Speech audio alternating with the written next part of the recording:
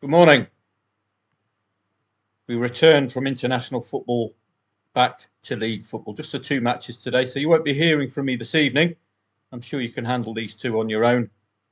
Let's take a look more in depth at Leyton Orient and Stevenage. First thing we need to know is, where are they in the league? Is there any motivation? Leyton Orient work our way down. 9th place, 56 points.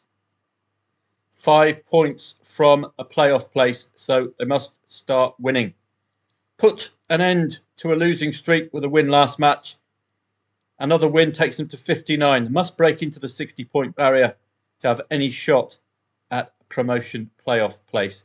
This, therefore, and all matches are must-wins from now on for Leyton Orient. Their opponent, Stevenage. 13th placed Stevenage. Comfortable. 13 points above the drop. But similar story to Leyton Orient. Must break into the 50-point barrier with a win to have any chance at all at a promotion playoff place. It's looking more likely mathematically for Leyton Orient than Stevenage. But while there's matches remaining, Stevenage could break that 50-point barrier with a win, 52, but they'll still be 9 points shy of a playoff place. Do they believe that they can do it?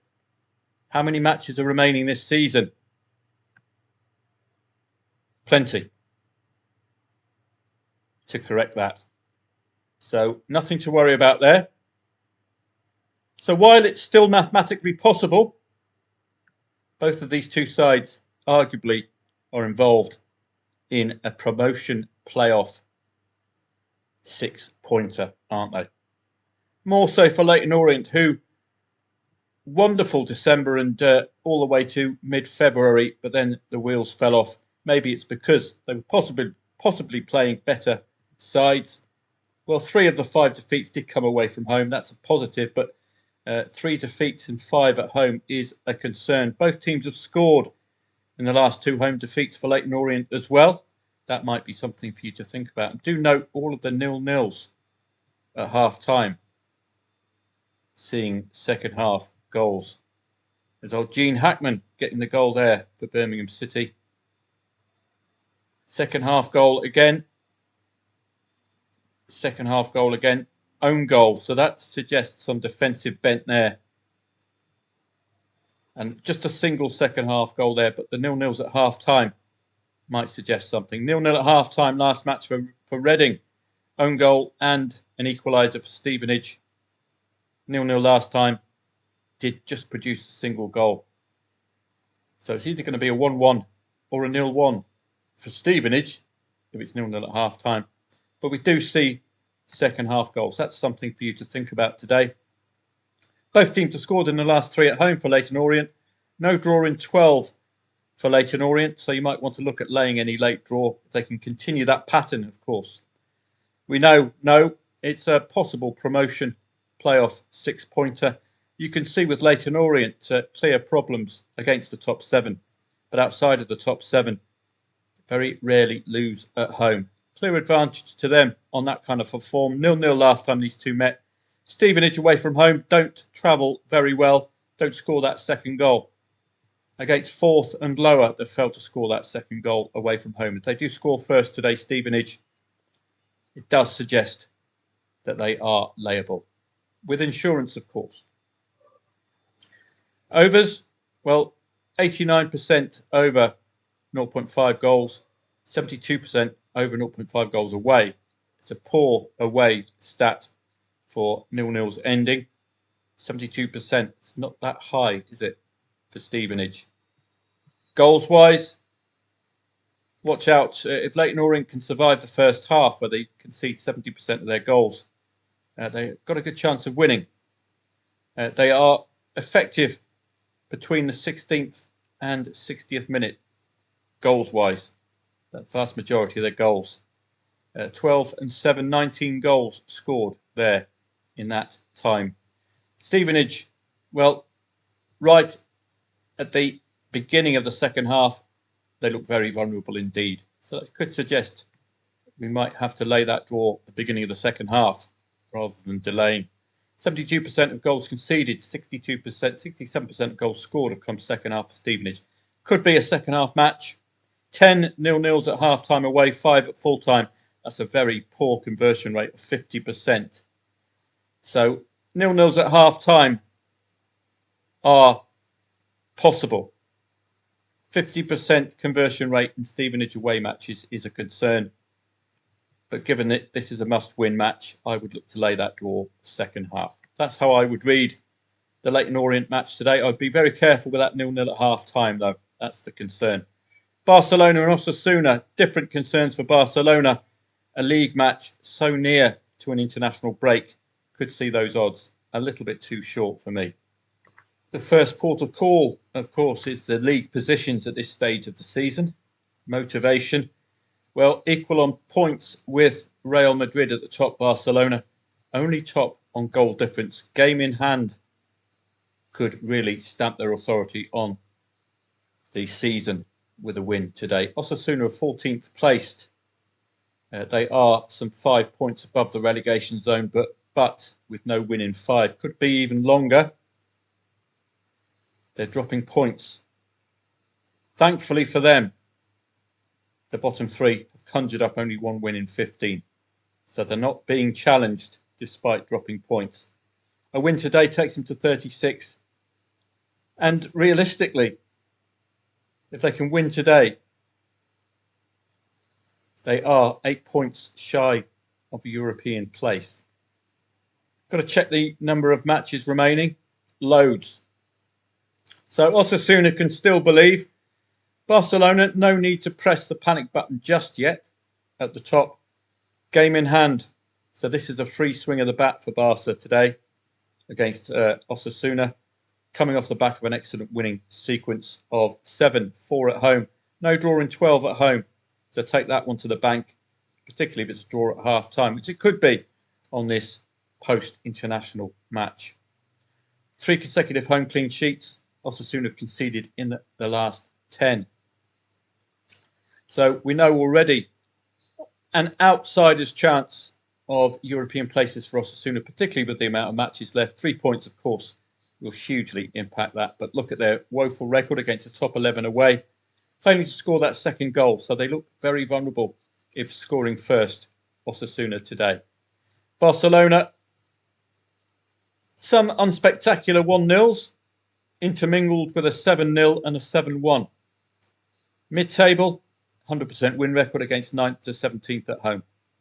Did lose 4-2 to Osasuna last head-to-head, so that's intriguing for today. It's the proximity of the international break that is the Achilles heel. Watch out the 16th to 30th minute when Barca look to put the match to bed. Wow. Add that to the 1.22 quote, and we are expecting a goal before half-time. 12 of them in the 16th to 30th minute. Quite outstanding. 61st to 75th is normally the impact of the substitution, isn't it? 7 goals scored then. I think that's the impact of subs. We might see that today with the international break. If Osasuna survive to half-time, highly unlikely they'll survive to full-time. 70%, 76% of goals conceded away came second half. 7 0-0s at half-time away. They're used to 0-0s at half-time. We might see that today with the international break. But we could be okay. Motivation to remain top and to broaden the gap for Barcelona. Osasuna's failure to score that second goal is key as well. So there's Barcelona. International football was going on as recently as Tuesday. Spain, I'm not sure they were involved, but you can see they'll be feeling a little aggrieved, Barcelona. One of the sides quite clearly impacted by international football. Not all of their players, of course, will be Spanish. I'm just looking for the Spanish match. They have internationals throughout the world, maybe some in South America as well. But the close proximity to the end of the international break would be the ready excuse for the Barcelona manager not performing today. Spain last played on Sunday in a thrilling, 5-4 or no, 1-0 at half time, and then it all went to second half. So that was played on the Sunday. They've arguably had a break, but not all Barca players will come from the Spanish national side. You can check them out. So that's the only Achilles heel for them today. We can't check out the lineouts just yet. Okay. So that's it for today. Straightforward. Do watch out for those 0-0s at half time. Both of these two sides. Conversion rate for Stevenage is poor, 50% 0-0s at half time, but 10 of them. This might be a second half match. Look to take on the 0-0s as late as possible. Must win territory, isn't it? Barca, go top, stay top, and add an extra 3 points with a win today. International break, well, Sunday, Osasuna, outside chance at European football with 3 points today. Those are the matches. Of course, it's going to get busy Friday. No Premier League football on Saturday or Sunday because of, I think, the FA Cup. You'll see the Premier League, I think, on Monday and Tuesday. So it is Cup Day in England. We do have the lower tiers in England as well. So it's looking to be a nice busy weekend. I've done a video for you as well on the run-in, which I'll be posting very soon. Just what to look out for. You know it all already if you've attended my live streams. Time pressure, motivation. Do some maths as well. Make sure you know you've done your maths correctly so you get the motivating factor in there. Check out the amount of matches left.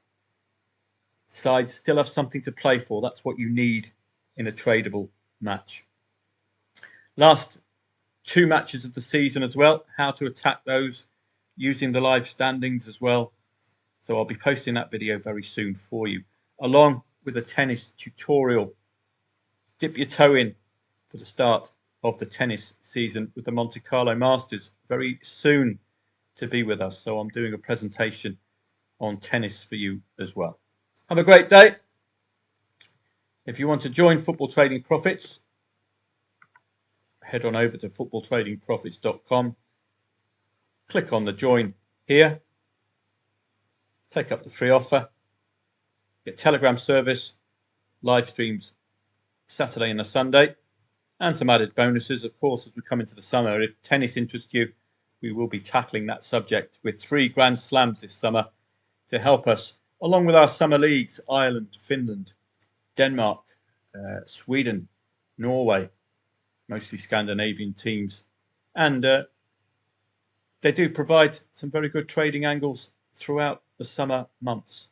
So there's still plenty of football, but tennis is something I think you need to add that string to your bow. The foundations are the same. The principles are the same. If you know the mechanics of trading, you can apply it to tennis. We just need to know what elements of the tennis match can potentially change the odds. That's the question you have to answer when you're tennis trading. What elements of the tennis match will change the odds? Broken serve. You just brainstorm that. Breaking serve, particularly when a strong favourite has been broken early. I like a 4-1 scoreline to the underdog in the first set, and I would lay the underdog to win the first set. 4-1 on the opponent's serve. So the opponent wins his serve, becomes 4-2. You'll get a slight move with that. If the strong favourite breaks, that becomes 4-3. Holds his serve, you're back to 4-4. I like 5-2 as well. Again, low entry points. That's what I like. There's lots more to talk about with tennis. I could be here all day. It's a new subject for me, but the principles are the same. Treat sets as if they were goals. So if an underdog has won the first set or scored the first goal, there's a possibility that they could be equalised, couldn't they? Have a great day. Interesting this evening. You won't be seeing me this evening. Only 2 matches. I think I've laid them foundations for you quite well. It's hit and miss with those 0-0s at half time, isn't it? That's the only question mark today.